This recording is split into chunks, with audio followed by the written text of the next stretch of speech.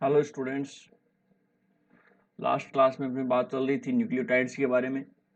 Nucleotides के अंदर हमने देखा डीएनए के बॉन्ड्स के बारे में, डिफरेंट टाइप के डीएनए की स्ट्रक्चर्स के बारे में हमने स्टडी की।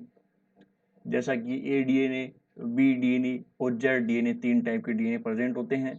जो बायोलॉजिकल सिस्टम के अंदर या वॉटसन क्रिक का जो डीएनए है वो बी डीएनए होता है, यानी अपने जीनोम के अंदर कौन सा डीएनए प्रेजेंट होता है, बी डीएनए। और जब बी डीएनए को हाई साल्ट कंसंट्रेशन और टेम्परेचर दें तो बी डीएनए से ए डीएनए बन सकता है। एंड जो अल्टरनेटिव फॉर्म सीपीजी आइसलैंड्स की अल्टरनेटिव फॉर्म जो चलती है वह अल्टरनेटिव फॉर्म को क्या कहेंगे अपन, जेड फॉर्म ऑफ डीएनए, जो कि मिथाइलेटेड होती है। तो इसका मतलब जेड फॉर्म ऑफ डीएनए है वहां प्रेजेंट होता है जहां पर जीन्स का एक्सप्रेशन कम होता है, जीनोम को स्टेबलाइज करने का ये काम कर सकता है। इस प्रकार से डिफरेंट टाइप के डीएनए के बारे में हमने बात की थी। आज अपन बात करते हैं आरएनए के बारे में। RNA, ribo nucleic acid, ribonucleic acid के अंदर। तो देखिए, डीएनए से पहले आरएनए था, यानी अपने से एंसेंट्स जितने भी ऑर्गेनिज्म हैं, यानी कि प्रोकैरियोट्स हो गया, यूनिसेलुलर हो गया, और लोअर ऑर्गेनिज्म जो मल्टीसेलुलर हैं, उनमें भी कुछ के अंदर जेनेटिक मटेरियल क्या है, जेनेटिक मटेरियल क्या है, आरएनए है।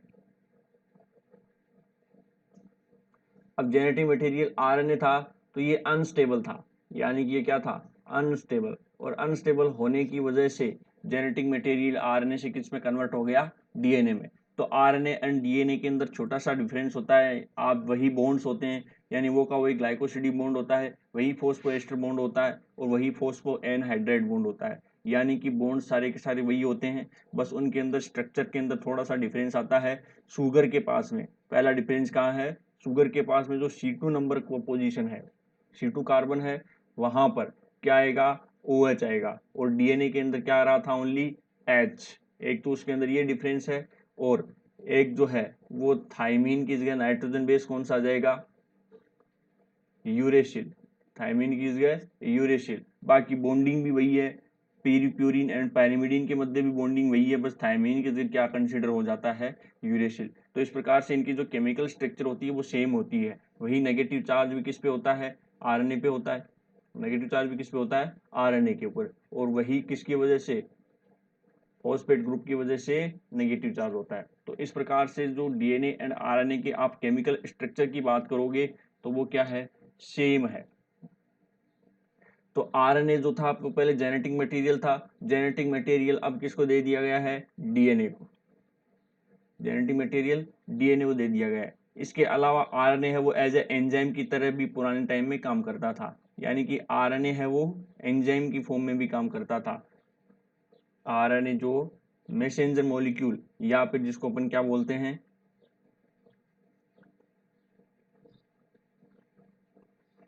मैसेंजर मॉलिक्यूल, मैसेंजर मॉलिक्यूल, या जिसको अपन क्या बोलते हैं, एज ए एंजाइम्स की तरह भी कौन करता था, आरएनए काम करता था। तो मैसेंजर मॉलिक्यूल फिर काम किसको दे दिया गया, प्रोटीन को। ये काम भी किसको दे दिया गया, प्रोटीन को। ये काम प्रोटीन को क्यों दिया गया, क्योंकि आरएनए के पास में सिर्फ 4 नाइट्रोजन बेस हैं, और 4 नाइट्रोजन बेस से आप कितने वेरिएंट्स बना पाओगे इससे, ठीक है। यानी कि 4 नाइट्रोजन बेस से बहुत ही कम टाइप के वेरिएंट्स बन सकते हैं। लेकिन प्रोटीन्स के पास में 20 अमीनो एसिड होते हैं, टोटल 20 अमीनो एसिड होते हैं। तो एक के पास तो 4 ऑप्शन है और एक के पास 20 ऑप्शन है, यानी कि वेरिएंट्स ज्यादा कौन बना पाएगा, प्रोटीन। और ज्यादा प्रोटीन वेरिएंट्स बना पाएगा तो इसका मतलब ये क्या है, स्पेसिफिक होता जाएगा, यानी कि specific for substrates.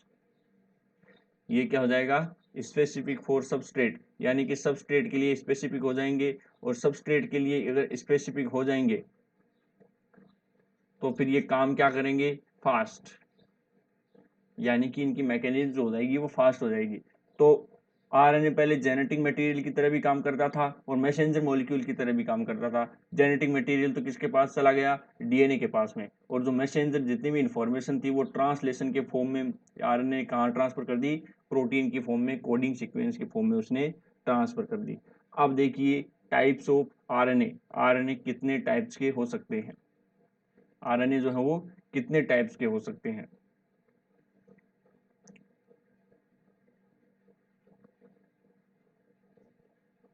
Types of RNA, आपने मोस्ट ऑफ सुना है आरएनए 3 टाइप के होते हैं, एमआरएनए, टीआरएनए, आरआरएनए।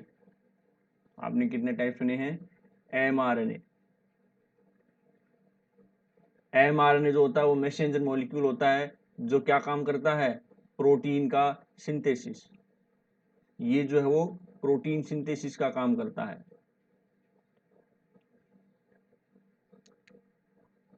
प्रोटीन का synthesis,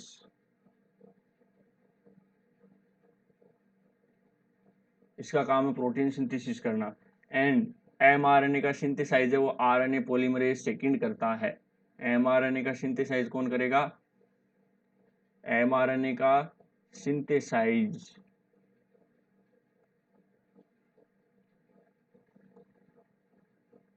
RNA polymerase second.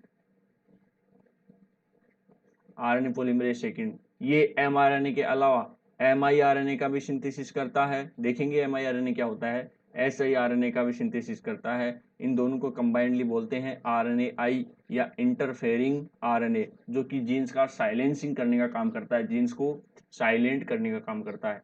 MRNA का काम मुख्य क्या है? प्रोटीन सिंथेसिस का काम करता है और इसको आरएनए पॉलीमरेज सेकेंड के द्वारा सिंथेसाइज करता है। इसका मोस्ट ऑफ काम ये होता है।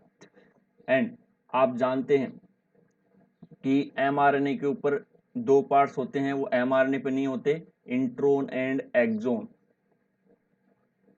तो इंट्रोन को तो क्या किया जाता है? रिमूव किया जाता है और एक्सोन को रखा जाता है, जिसके ऊपर क्या होती हैं? इंफॉर्मेशन। प्रोटीन के लिए क्या होती हैं? इंफॉर्मेशन। इसके लिए इंफॉर्मेशन होती है, वो भी किस फॉर्म में? कोडोन के फॉर्म में। वो भी कोडोन के फॉर्म में इसके ऊपर इंफॉर्मेशन होती है। तो ये तो बात किसकी है? एमआरएनए की। देन नेक्स्ट आता है टीआरएनए। टीआरएनए। अब टीआरएनए के अंदर देखिए,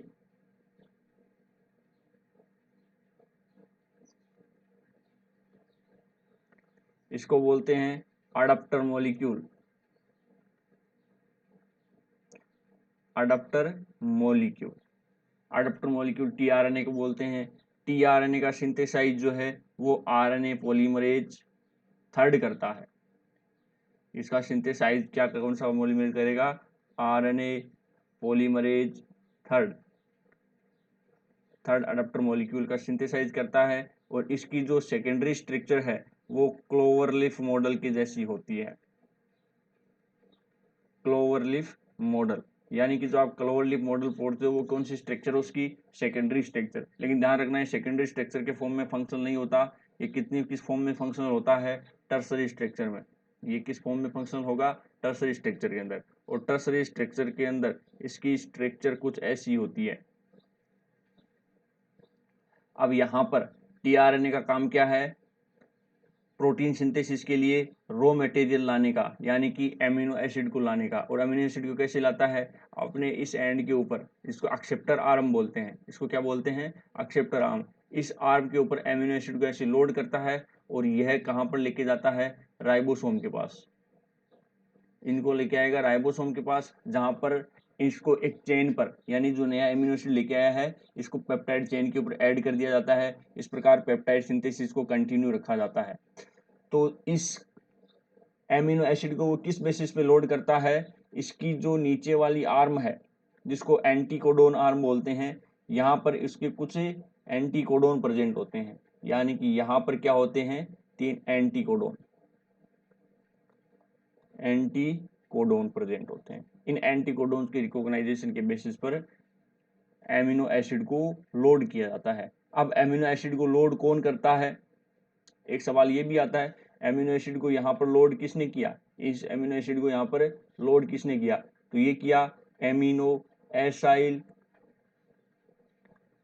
टीआरएनए सिंथेटेज। ये किसने किया?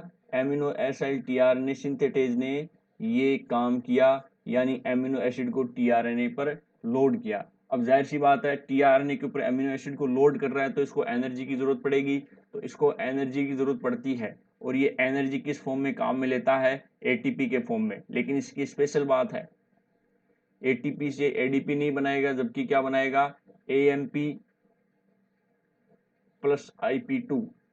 ये क्या बनाता है, एएमपी प्लस आईपी2, यानी 2 एटीपी इक्विवेलेंट एनर्जी को काम में लेता है। अब देखिए आपके बायोलॉजिकल सिस्टम के अंदर टोटल 35 टाइप के आपको टीआरएनए देखने को मिल सकते हैं। टोटल 35 टाइप के टीआरएनए आपको देखने को मिल सकते हैं। लेकिन तो इसका मतलब प्रोटीन सिंथेसिस के अंदर कितने एमिनो एसिड्स होते हैं, आपकी बॉडी की अगर बात की जाए तो अप्रोक्सीमेट 300 एमिनो एसिड आपकी बॉडी के अंदर प्रेजेंट होते हैं। लेकिन प्रोटीन सिंथेसिस के अंदर कितने एमिनो एसिड पार्टिसिपेट करते हैं, प्रोटीन सिंथेसिस में ओनली 20 एमिनो एसिड ही पार्टिसिपेट करते हैं। तो ऐसा क्यों हुआ, यानी कि अगर आपकी बॉडी के अंदर टोटल 300 एमिनो एसिड प्रेजेंट है तो ओनली 20 एमिनो एसिड्स ने ही प्रोटीन सिंथेसिस के अंदर पार्टिसिपेट क्यों किया, बाकी के एमिनो एसिड ने पार्टिसिपेट क्यों नहीं किया। तो क्या चाहिए, प्रत्येक एमिनो एसिड को लोड करने के लिए टीआरएनए चाहिए, और टीआरएनए कितने ओनली प्रेजेंट है, 35।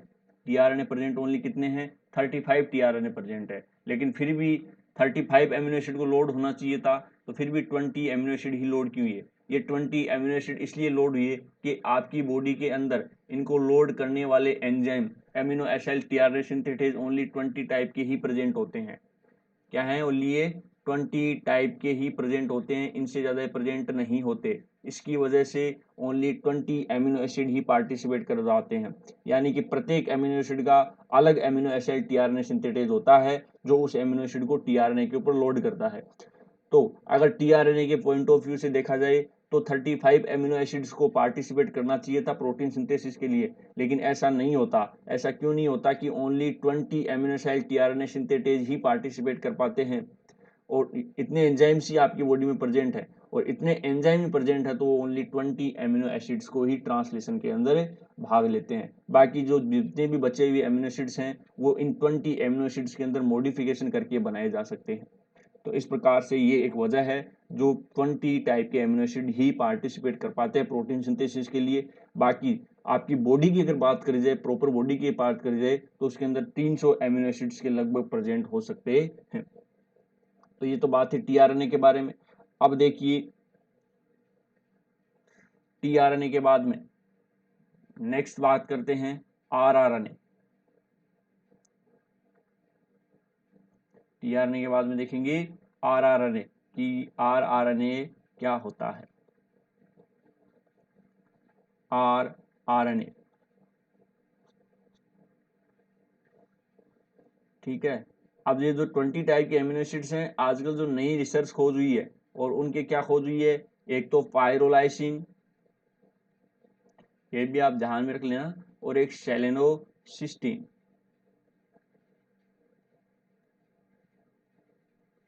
सेलेनोसिस्टीन, ये दो नए एमिनो एसिड्स खोज हुए हैं, 20 से 22 हो गए, लेकिन इसके एमिनो एसिड टीआरएनए सिंथेटेज नहीं है। यानी कि सेलेनोसिस्टीन जो है वो सेरीन एमिनो एसिड वाले एमिनो एसिड टीआरएनए सिंथेटेज को यूज करता है। यानी कि जो सेरीन को लोड करने वाला एमिनो एसिड टीआरएनए सिंथेटेज है वो इसको भी कर सकता है। सेलेनोसिस्टीन को भी कौन सा amino acid tRNA synthetase load कर सकता है, सेरीन वाला। तो 20 टाइप के एमिनो एसिड टीआरएनए सिंथेटेज हैं, लेकिन नई खोज के अंदर देखा गया है कि ये जो दो एमिनो एसिड्स हैं वो भी प्रोटीन सिंथेसिस के अंदर पार्टिसिपेट कर सकते हैं, यानी ट्रांसलेशन के अंदर पार्टिसिपेट कर सकते हैं। अब अपन बात कर रहे थे आरआरएनए के बारे में। आरआरएनए को क्या बोलते हैं, राइबोसोमल आरएनए। इसको अपन क्या बोलेंगे, राइबोसोमल आरएनए। यानी कि इसका काम क्या है, राइबोसोम फॉर्मेशन या राइबोसोम सिंथेसिस का काम इसका होता है। राइबोसोम सिंथेसिस का इसका काम आरआरएनए का होता है। अब राइबोसोम सिंथेसिस के अंदर आप देखते हो कि राइबोसोम जो हैं वो दो प्रकार के होते हैं। राइबोसोम कितने टाइप्स के होते हैं, दो टाइप के। तो एक तो प्रोकैरियोट्स के अंदर होता है,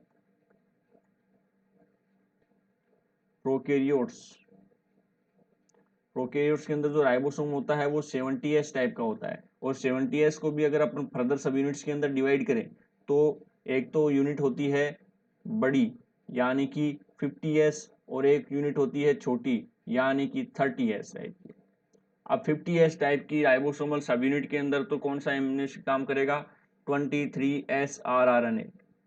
यहाँ पर 23S rRNA का काम क्या है, लार्ज सब यूनिट का सिंथेसिस करना, एंड स्मॉल सब यूनिट को 16S rRNA, यानी कि इसको कौन सिंथेसिस करेगा, 16S rRNA।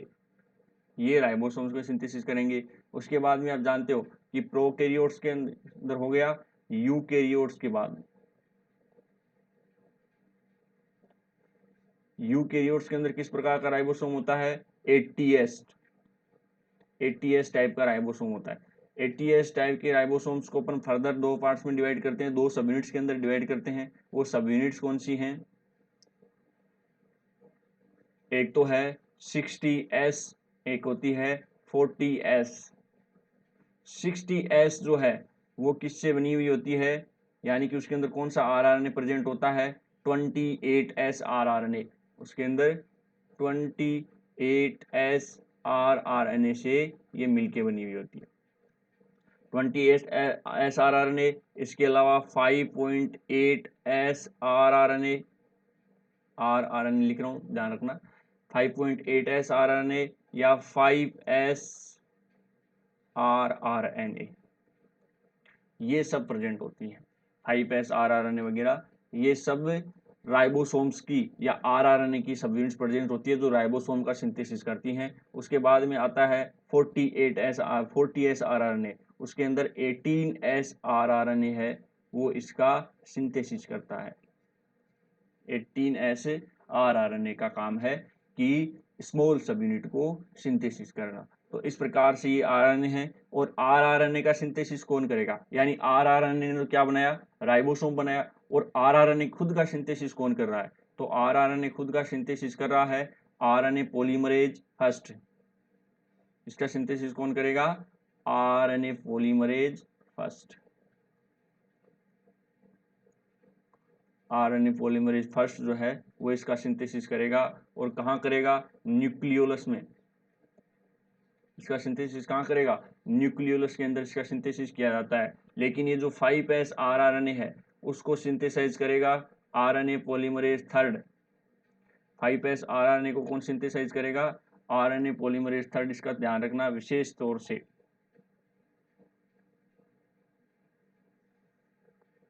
इसका आरएनए पॉलीमरेज थर्ड जो है वो सिंथेसिस करेगा, और आरएनए पॉलीमरेज थर्ड न्यूक्लियोलस में नहीं होता बल्कि कहाँ होता है, न्यूक्लियस में। ये न्यूक्लियस में होता है। तो 5S rRNA एक एक्सेप्शन है, बाकी जितने भी rRNA हैं उनका सिंथेसिस कहाँ किया जाएगा, न्यूक्लियोलस में। न्यूक्लियस के अंदर ही एक डेंस रीजन होता है, यानी न्यूक्लियस के अंदर कुछ पार्ट्स होते हैं, काजल बॉडीज होते हैं, न्यूक्लियोलस होते हैं, PML बॉडीज होते हैं, कुछ बहुत सारे न्यूक्लियस के अंदर भी कुछ पार्ट्स होते हैं। उसके अंदर एक होता है न्यूक्लियोलस। न्यूक्लियोलस के अंदर rRNA का सिंथेसिस किया जाता है, यानी rRNA पॉलीमरेज थर्ड है वो टीआरएनए का सिंथेसिस कर रहा था नॉर्मली, लेकिन 5S rRNA का सिंथेसिस भी आरएनए पॉलीमरेज थर्ड करता है, और वो न्यूक्लियोलस में नहीं करता बल्कि न्यूक्लियस में ही करता है। बाकी सब का आरएनए पॉलीमरेज फर्स्ट है वो कहाँ प्रेजेंट होता है, न्यूक्लियोलस में। जितने भी rRNA है उनका न्यूक्लियोलस के अंदर सिंथेसाइज किया जाता है, ये एक उसका एक्सेप्शन है। तो ये तो 3 मेजर टाइप की आरएनए थे जो आप अपनी डेली लाइफ में पढ़ते हैं, जिसके बारे में हमने बात की। और भी बहुत सारे टाइप्स के आरएनए होते हैं, आज देखते हैं वो कितने टाइप के आरएनए और भी होते हैं। तो एक होता है SNRNA। SNRNA का मतलब होता है स्नर्प्स।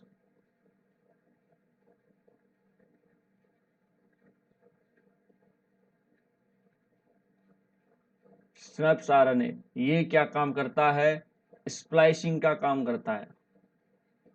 और स्प्लाइसिंग किसकी करता है, HNRNA, हेटेरोजिनस आरएनए। आप नॉर्मली बोलते हो कि mRNA की स्प्लाइसिंग की जाती है, लेकिन ऐसा कहना गलत होगा, यानी कि पूर्णतया सही बात नहीं होगी, क्योंकि जो इनिशियली आरएनए पॉलीमरेज सेकंड के द्वारा जो आरएनए सिंथेसाइज किया जाता है उसको बोलते हैं हेटेरोजेनस आरएनए या एचएनआरएनए।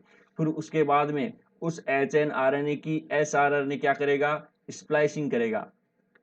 ये क्या काम करेगा, स्प्लाइसिंग। स्प्लाइसिंग करने के बाद ये अंदर क्या होगा कि इंट्रोन को तो रिमूव किया जाएगा और एक्सोन को रखा जाएगा। इंट्रोन को तो यहाँ पे क्या किया जाएगा, क्योंकि एचएनआरएनए के अंदर दो चीजें होती हैं, एक तो होता है इंट्रोन, एक होता है एक्सोन। इंट्रोन एक ऐसी साइट होती है जो एक्स्ट्रा जीनस जीनोम होता है। ये क्या है, extra genus genome, extra genus genome है। और यहां पर क्या है, जीन एक्सप्रेशन साइट होती है, यानी कि ये प्रोटीन सिंथेसिस के अंदर आगे कोडोन प्रेजेंट होते हैं, जिसका अपन क्या बोल सकते हैं कि जीन एक्सप्रेशन साइट। तो एक्सप्रेसिंग पार्ट होता है एक्सोन पे होता है, और इंट्रोन कोई काम का नहीं होता है, यानी कि वो एक्स्ट्रा जीनस जीनोम होता है। एक्स्ट्रा जीनस जीनोम का मतलब क्या हो गया कि जो आपकी बॉडी के अंदर जीनोम एक्स्ट्रा है जिसका कोई काम नहीं है। इस प्रकार से दो पार्ट्स होते हैं एचएनआरएनए के, इंट्रोन एंड एक्सोन। तो स्प्लाइसिंग के द्वारा यानी एसआरएनए इन इंट्रोन को रिमूव करेगा और एक्सोन पीछे स्किपिंग करेगा, यानी एक्सोन को आपस में जॉइंट करेगा। इंट्रोन को बीच में जितने भी इंट्रोन्स हैं उनको रिमूव किया जाएगा और जो एक्सोन है उसको सबको आपस में चिपकाया जाएगा, उसको बोलते हैं एक्सोन स्किपिंग। तो ये सब होने के बाद में इंट्रोन हटने के बाद में जो नया आरएनए बन रहा है उसको अपन बोलते हैं एमआरएनए। यानी कि स्प्लाइसिंग के बाद में जो आरएनए बन रहा है उसको अपन क्या बोलेंगे, मैसेंजर आरएनए, जो आगे क्या काम करेगा, प्रोटीन सिंथेसिस का काम करेगा।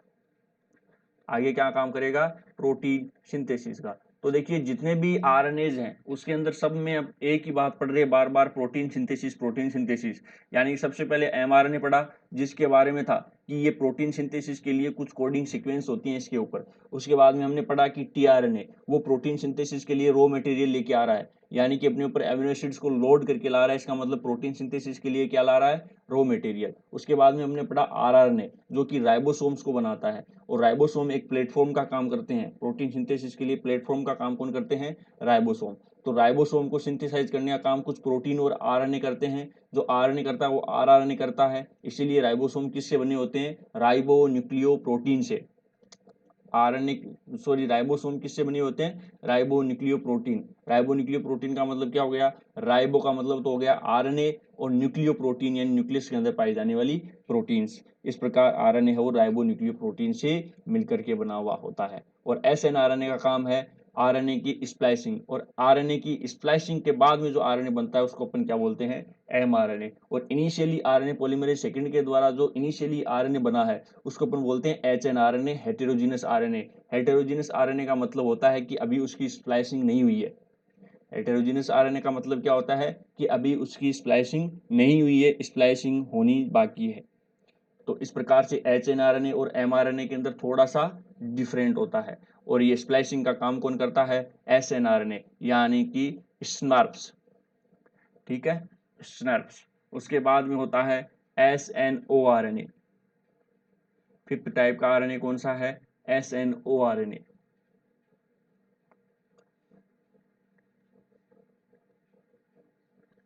Small nucleolar RNA. ये क्या है, स्मॉल न्यूक्लियोलर आरएनए।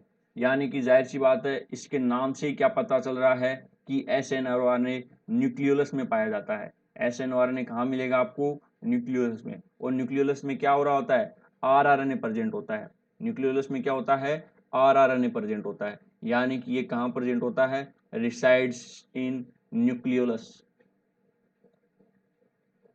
रेसाइड्स इन न्यूक्लियोलस। और न्यूक्लियोलस के अंदर क्या होता है, आरआरएनए होता है, यानी कि ये आरआरएनए की प्रोसेसिंग करने का काम करेगा। ये क्या काम करेगा, आरआरएनए की प्रोसेसिंग करने का काम करेगा। जिस प्रकार से एचएनआरएनए की प्रोसेसिंग एसएनआरएनए करता है, उसी प्रकार से आरआरएनए की प्रोसेसिंग करने का काम किसका है, एसएनओआरएनए, स्मॉल न्यूक्लियोलर आरएनए।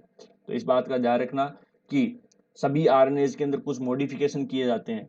यानी कि इनिशियली आरएनए पॉलीमरेज के द्वारा जितने भी आरएनए बने हैं उनको काम करवाने के लिए उनमें कुछ मॉडिफिकेशन किए जाते हैं जिससे वो एक्टिव होते हैं, यानी सबकी क्या की जाती है, प्रोसेसिंग की जाती है। तो एमआरएनए की प्रोसेसिंग तो एसएनआरएनए करेगा और आरआरएनए की प्रोसेसिंग है वो एसएनओआरएनए करेगा। उसके बाद में होता है स्मॉल साइटोप्लाज्मिक आरएनए या एससीआरएनए। नेक्स्ट कौन सा आरएनए है, स्मॉल साइटोप्लाज्मिक आरएनए।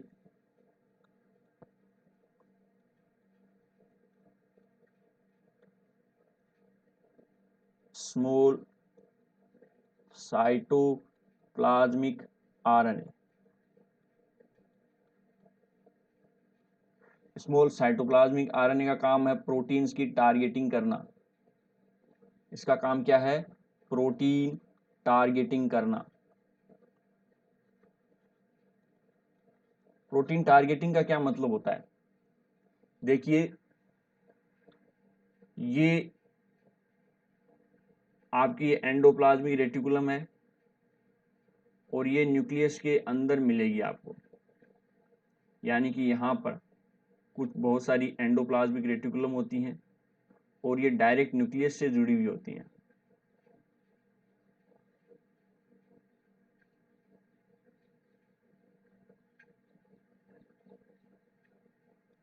ये किससे जुड़ी हुई है, डायरेक्ट न्यूक्लियस से जुड़ी हुई हैं। अब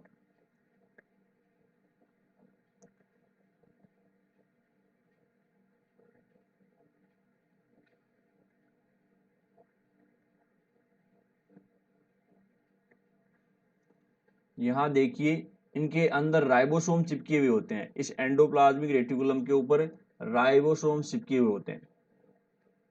यहाँ कुछ राइबोसोम चिपके हुए होते हैं। इस प्रकार इस एंडोप्लाज्मिक रेटिकुलम का नाम क्या दे दिया जाता है, रफ एंडोप्लाज्मिक रेटिकुलम। इस राइबोसोम, ये राइबोसोम यहाँ पर क्यों चिपके हुए हैं, क्योंकि यहाँ पर क्या होगा, प्रोटीन का सिंथेसिस, यानी इस राइबोसोम के पास में एमआरएनए आ जाते हैं और ये एमआरएनए क्या काम करते हैं, ऐसे ये एमआरएनए आ गया और ये एमआरएनए क्या करेंगे, प्रोटीन का सिंथेसिस करेंगे। प्रोटीन को सिंथेसाइज करके कहाँ भेजा जाता है, एंडोप्लाज्मिक रेटिकुलम के अंदर। प्रोटीन को सिंथेसाइज करके कहाँ भेजा जाएगा, एंडोप्लाज्मिक रेटिकुलम के अंदर। यहाँ ये प्रोटीन आ जाएगी। यहाँ इनिशियली जो प्रोटीन सिंथेसाइज की जाएगी वो प्राइमरी स्ट्रक्चर के अंदर प्रोटीन को सिंथेसाइज किया जाएगा। उसके बाद में एंडोप्लाज्मिक रेटिकुलम के अंदर लाके उसको सेकेंडरी टर्सरी स्ट्रक्चर के अंदर कन्वर्ट किया जाता है, जिसको अपन बोलते हैं प्रोटीन फोल्डिंग। यानी कि रफ एंडोप्लाज्मिक रेटिकुलम के अंदर प्रोटीन की फोल्डिंग की जाती है और उस प्रोटीन को कंप्लीट फोल्ड करके, यानी ऐसी एक प्रोटीन है, उस प्रोटीन को फोल्ड करके वेसिकल्स के अंदर पैक किया जाता है। उस प्रोटीन को फोल्ड करके वेसिकल्स के अंदर पैक किया जाता है और वेसिकल्स के अंदर पैक करने के बाद में ऐसे उनको वेसिकल्स के अंदर पैक किया जाता है। वेसिकल्स को पैक करने के बाद में उसको भेजा जाता है गोल्जी के पास में। गोल्जी, और गोल्जी क्या करता है, उसके ऊपर कोई पर्टिकुलर एड्रेस ऐड करता है। एड्रेस का क्या मतलब हो गया कि उसके ऊपर सिग्नल ऐड करेगा। जैसे कि मान लो कोई प्रोटीन लाइसोसोम की है, कोई प्रोटीन जो है वो लाइसोसोम की है, तो उसके ऊपर वो अलग से एड्रेस ऐड करेगा और उसके ऊपर एड्रेस कौन सा होता है, मैनोज 6 फॉस्फेट। मैनोज 6 फॉस्फेट किसी प्रोटीन के ऊपर जुड़ा हुआ है, इसका मतलब उस प्रोटीन को कहाँ जाना है, लाइसोसोम में। SKL नाम की कोई सिग्नल होता है, सेरीन लाइसिन ल्यूसीन। ये अगर किसी प्रोटीन के ऊपर जुड़ा हुआ है तो गोल्जी उसको कहाँ भेजेगा, उसको भेजेगा पेरोक्सिसोम में। उसको कहाँ भेज दिया जाएगा, पेरोक्सिसोम में। या फिर किसी प्रोटीन के ऊपर लाइसिन रिच सीक्वेंस है, यानी कि लाइसिन रिच सीक्वेंस ज्यादा है किसी साइट के ऊपर, तो उसको भेजा जाएगा न्यूक्लियस में। तो इस प्रकार से गोल्जी है उसके एड्रेस को चिपका के, यानी कि जिसकी भी प्रोटीन है उस प्रोटीन को उसके गंतव्य स्थान तक भेजा जाता है। सभी टाइप की प्रोटीन को सिंथेसाइज कहाँ किया जाएगा, आरएनए के अंदर, आरएनए से सिंथेसाइज, सॉरी राइबोसोम में, और राइबोसोम से सिंथेसाइज करके उसको रफ एंडोप्लाज्मिक रेटिकुलम के अंदर भेजा जाता है। उसको रफ एंडोप्लाज्मिक रेटिकुलम में भेजा जाता है या फिर उसको साइटोसोल में ही छोड़ दिया जाता है। या तो रफ एंडोप्लाज्मिक रेटिकुलम में भेजा जाएगा या फिर उसको कहाँ छोड़ दिया जाएगा, साइटोसोल के अंदर। तो इस प्रकार से प्रोटीन दो टाइप की होती हैं, जो साइटोसोल्स के अंदर होती हैं उसको साइटोसोलिक प्रोटीन बोलते हैं, और जो रफ एंडोप्लाज्मिक रेटिकुलम से होते हुए गोल्जी की तरफ जाती है उनको बोलते हैं सीक्रेटरी प्रोटीन्स। उनको क्या बोलते हैं, सीक्रेटरी प्रोटीन्स।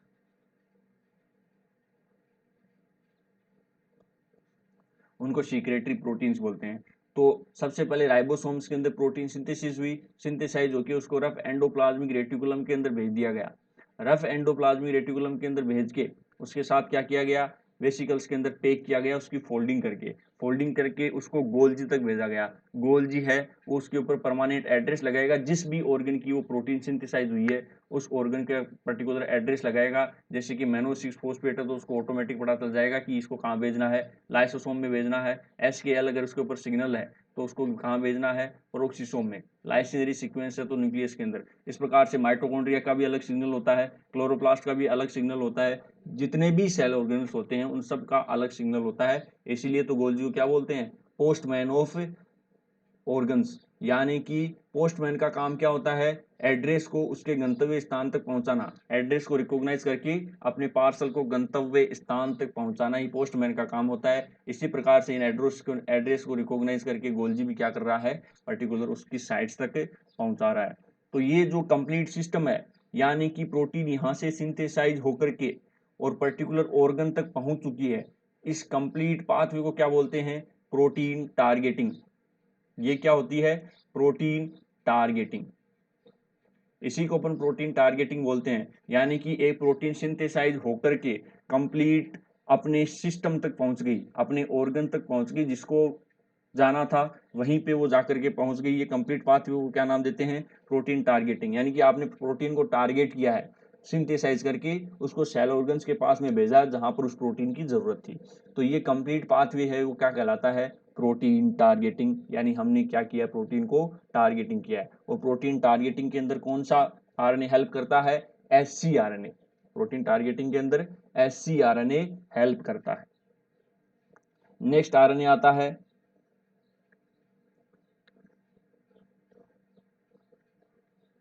नेक्स्ट RNA आता है gRNA। gRNA का मतलब होता है गाइड RNA। gRNA को अपन क्या बोलते हैं, गाइड RNA। gRNA का काम है RNA एडिटिंग। इसका काम क्या होता है, RNA एडिटिंग। RNA एडिटिंग अपन मॉलिक्यूलर बायोलॉजी में पढ़ेंगे, क्या होती है RNA एडिटिंग। RNA की इंफॉर्मेशन चेंज करना RNA की एडिटिंग कहलाती है। जैसे कि मान लो आपने साइटोसिन का डीएमिनेशन कर दिया तो यूरेसिल बन गया।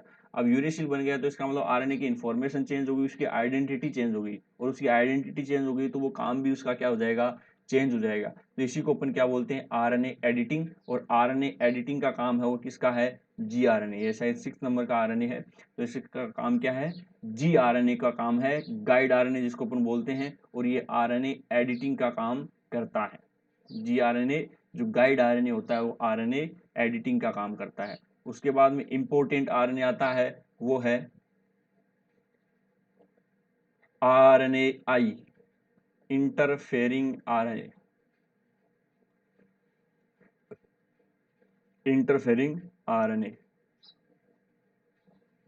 इंटरफेरिंग RNA है, उसका काम क्या है, जीन्स का साइलेंसिंग। ये जीन साइलेंसिंग का काम करता है। इंटरफेरिंग RNA जो है वो जीन्स को साइलेंट करता है।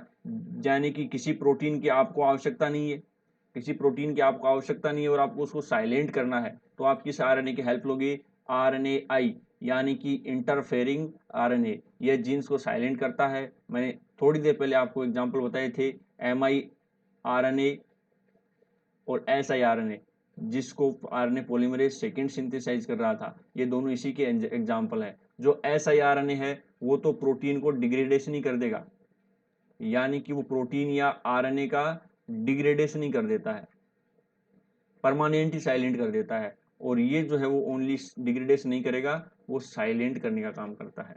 ये साइलेंट करने का काम करेगा, या फिर अगर आपको किसी को परमानेंट ही साइलेंट करना है तो siRNA को आप काम में लेते हो। तो इस प्रकार से RNA इंटरफेयरिंग का काम क्या होता है, जीन्स को साइलेंसिंग करना, जिसका miRNA और siRNA इसी के दो एग्जाम्पल है। अब जो इंपॉर्टेंट बात आती है वो आती है राइबो एंजाइम। इंपॉर्टेंट बात क्या आती है, राइबो एंजाइम्स क्या होते हैं, देखिए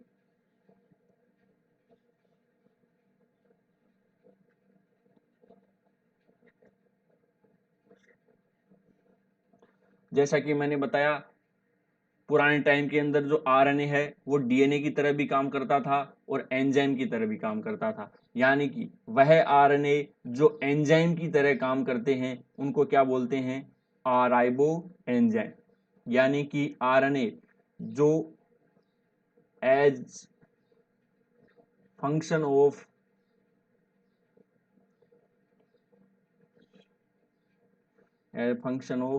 एंजाइम,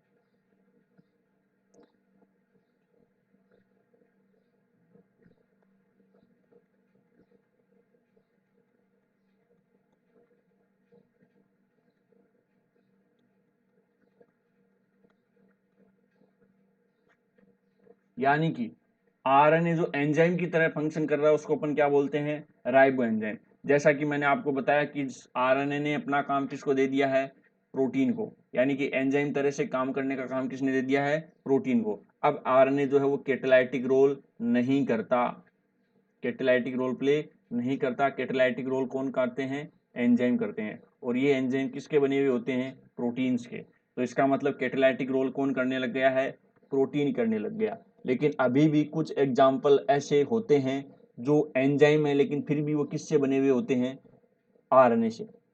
यानी कि लगभग काम जो है वो प्रोटीन ने ही करना स्टार्ट कर दिया है एंजाइम की तरह, लेकिन अभी भी एग्जाम्पल कुछ नेचर के अंदर ऐसे बचे हुए हैं जो एंजाइम की तरह काम कर रहे हैं लेकिन किस के द्वारा बने हुए हैं, आरएनए से बने हुए हैं। और उनका नाम क्या है, उसके कुछ एग्जाम्पल हैं।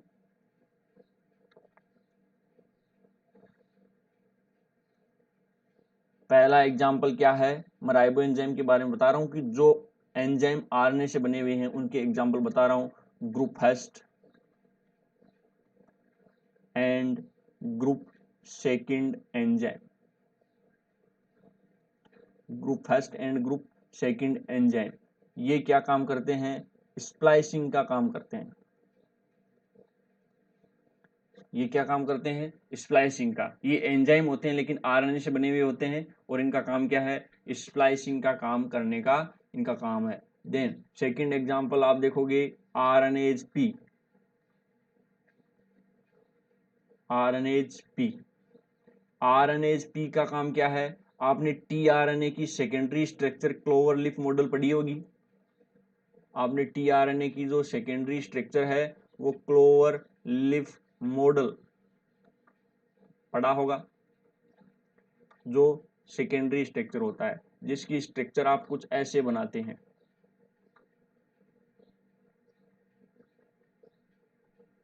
ध्यान रखना, टीआरएनए सेकेंडरी स्ट्रक्चर के फॉर्म में काम नहीं करता, वह काम किस फॉर्म में करेगा, टर्सरी स्ट्रक्चर के अंदर।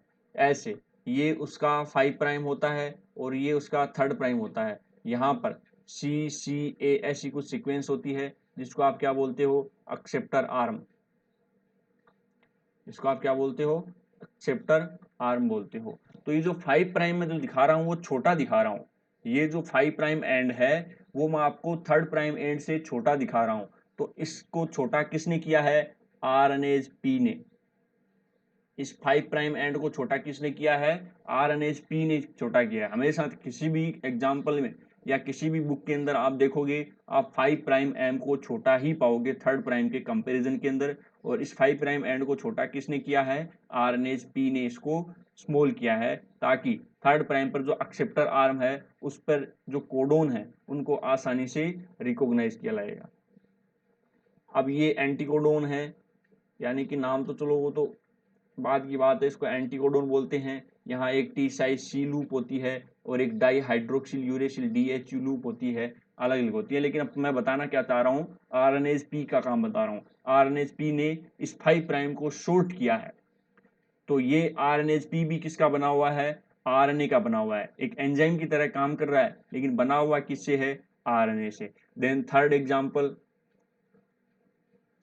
Peptidyl transferase. 3rd एग्जाम्पल क्या है, पेप्टाइडल ट्रांसफेरेज। पेप्टाइडल ट्रांसफेरेज का काम क्या है, प्रोटीन सिंथेसिस के अंदर आप जब ट्रांसलेशन पढ़ते हो, प्रोटीन सिंथेसिस या ट्रांसलेशन पढ़ते हो, तो उस कंडीशन के अंदर पेप्टाइड को एक साइड से दूसरी साइड के ऊपर ट्रांसफर करने का काम करते हो। यानी कि राइबोसोम के अंदर 3 साइट्स होती हैं, ई साइट, पी साइट और ए साइट। पी साइट के ऊपर है वो पेप्टाइड चेन लंबी हो रही होती है, लेकिन जब कोई नया एमिनो एसिड आया जाता है तो राइबो एमआरएनए है वो थोड़ा आगे खिसकेगा, यानी एमआरएनए नहीं खिसकेगा बल्कि खिसकेगा कौन, राइबोसोम। तो वो थोड़ा सा आगे खिसकेगा तो पेप्टाइड को, जो लंबा पेप्टाइड चल रहा है जिसका कंप्लीट सिंथेसाइज चल रहा है, उसको क्लीव करके दूसरी साइट पे ऐड किया जाता है। उस पेप्टाइड को क्या किया जाता है, क्लीव करके दूसरी साइट पे ऐड किया जाता है। तो इस पेप्टाइड को क्लीव किसने किया है, पेप्टाइडल ट्रांसफेरेज, यानी कि पेप्टाइड को एक स्थान से दूसरे स्थान पर ट्रांसफर करने का काम किसने किया है, पेप्टाइडल ट्रांसफेरेज ने। ये प्रोटीन सिंथेसिस के अंदर काम करेगा और पेप्टाइड को क्या करेगा, ट्रांसफर करेगा। जो न्यू पेप्टाइड चल रहा है, न्यू पेप्टाइड है, उसका सिंथेसिस हो रहा है, उस सिंथेसिस को क्या करेगा, ट्रांसफर। जब ट्रांसलेशन पढ़ेंगे तो हम इसको डिटेल से पढ़ेंगे कि पेप्टाइडल ट्रांसफेरेज का काम क्या है। तो इस प्रकार से राइबो एंजाइम्स के बारे में हमने बात की कि ये कुछ 3 एग्जाम्पल ही ऐसे हैं, या कुछ एक आधा एग्जाम्पल आपको और मिल सकता है जो एंजाइम है फिर भी आरएनए से बने हुए हैं। बाकी जितने भी एंजाइम्स होते हैं बायोलॉजिकल सिस्टम के अंदर वो प्रोटीन से बने हुए होते हैं, आरएनए से बने हुए नहीं होते। हालांकि पुराने टाइम में जो एंजाइम है वो किससे बने हुए थे, आरएनए से ही बने हुए थे। लेकिन धीरे धीरे इंफॉर्मेशन को चेंज किया जाने लगा और आरएनए ने अपनी इंफॉर्मेशन किसको ट्रांसफर कर दी, आरएनए ने अपनी इंफॉर्मेशन है वो किसको ट्रांसफर कर दी, प्रोटीन्स को ट्रांसफर कर दी। तो ये आपके कुछ एग्जाम्पल थे टीआरएनए और इसकी सेकेंडरी टर्सरी स्ट्रक्चर मैंने थोड़ी देर पहले आपको बताई थी। ऐसी कुछ स्ट्रक्चर होती है जिसको अपन बोलते हैं यहाँ पर कोई एमिनो एसिड आएगा, ठीक है, इसको एक्सेप्टर आर्म बोलते हैं और यहाँ 3 एंटीकोडोन होते हैं। उसके बाद में ये जो T site C D H U loop और एक इसके अंदर एक एक्स्ट्रा लूप भी होती है जिसको अपन लोग वेरिएंट लूप बोलते हैं, ठीक है, एक एक्स्ट्रा जिसको अपन क्या बोलते हैं, वेरिएंट लूप। तो ये अलग अलग टाइप की लूप्स होती हैं जिसके बारे में हमने बात की। तो ये अपने कुछ टाइप के आरएनए थे। तो आपकी स्टडी के अंदर हो सकता है कि ये लास्ट वाले आरएनएज हैं वो नहीं आ पाए हैं, यानी कि एमआरएनए, टीआरएनए, आरआरएनए तो आपने काफ़ी ज़्यादा पढ़े हैं, लेकिन हो सकता है कि आपने एसएनआरएनए हो गया, एसएनओआरएनए हो गया, एमआईआरएनए, एसआईआरएनए, राइबो एंजाइम, इन सब के बारे में आपने नहीं पढ़ा, हो सकता है इस चीज़ आपके लिए नहीं हो सकती है। तो इन चीज़ों का आप स्पेशली ध्यान रखना। क्वेश्चंस जो आएंगे एमएससी लेवल पे या कहीं पर भी, ये इन्हीं से रिलेटेड क्वेश्चंस आने के चांसेस ज़्यादा होते हैं, क्योंकि एमआरएनए, टीआरएनए और आरआरएनए के बारे में तो कोई भी बता सकता है, इसीलिए मैंने आपको उनकी कोई ज़्यादा डिटेल नहीं बताई थी। उनकी डिटेल आप कितनी भी लिखो कम ही रहती है। तो इस प्रकार से ये कुछ आरएनएज थे और उनकी कुछ साइट्स थी। ये हमने पढ़ा न्यूक्लियोटाइड्स के बारे में। तो आज हमारा न्यूक्लियोटाइड्स भी कंप्लीट होता है। देन नेक्स्ट टॉपिक अपन स्टार्ट करेंगे प्रोटीन्स के बारे में। प्रोटीन्स पढ़ेंगे और अगर प्रोटीन्स हमारा कंप्लीट हो जाता है, लिपिड हमारा कंप्लीट हो जाता है, न्यूक्लियोटाइड्स कंप्लीट हो जाता है, तो इसका मतलब जो मेजर टॉपिक्स हैं वो कंप्लीट हो जाते हैं। एंजाइम्स बचता है और विटामिन्स बचते हैं, कुछ मेटाबॉलिज्म का पार्ट भी बचता है। सिलेबस तो देखो बायोकेमिस्ट्री का बहुत ही ज़्यादा है। नेट के लेवल पे आप देखो तो नेट में पीएच बफर के बारे में भी आता है, जो आपके बॉन्ड्स होते हैं अलग अलग टाइप के, हाइड्रोजन बॉन्ड क्या होता है, कोवलेंट बॉन्ड क्या होता है, इन सब बॉन्ड्स के बारे में भी देखा जाता है। उसके अलावा पीएच लॉग आता है, कुछ थर्मोडाइनमिक्स का भी पार्ट आता है और मेटाबॉलिज्म भी सारा होता है। तो नेट के लेवल की बायोकेमिस्ट्री की बात की जाए तो वो थोड़ी लेंथी है बजाय एमएससी के। तो एमएससी के सिलेबस के अंदर जो टफ पार्ट है बायोकेमिस्ट्री का वो नहीं है, यानी कि कैलकुलेटिव पार्ट नहीं है, पीएच लॉग, पीएच निकालना भी नहीं है, या फिर थर्मोडाइनमिक्स के अंदर न्यूमेरिकल निकालना होता है वो भी नहीं है। आपके मोलरिटी, नॉर्मलिटी, ये सब कुछ आप निकाला करते थे तो वो बायोकेमिस्ट्री के अंदर ही है, यानी कि आपके सिलेबस में है। तो जो बच्चे सोच रहे हैं नेट वगैरह की तैयारी करना, तो उनको ये चीज़ें फेस करनी पड़ेंगी जब वो नेट की तैयारी करेंगे। तो फिलहाल तो अपन एमएससी की बात ही कर लेंगे और एमएससी के अंदर जितना है वो सिलेबस कवर करने की कोशिश करेंगे, ज़्यादा से ज़्यादा सिलेबस कवर करने की कोशिश करेंगे। आप स्टडी करते रहिए। मिलेंगे नेक्स्ट वीडियो में। नेक्स्ट क्लास में अपन बात करने वाले हैं प्रोटीन्स के बारे में। तो thank you so much, next class में मिलते हैं।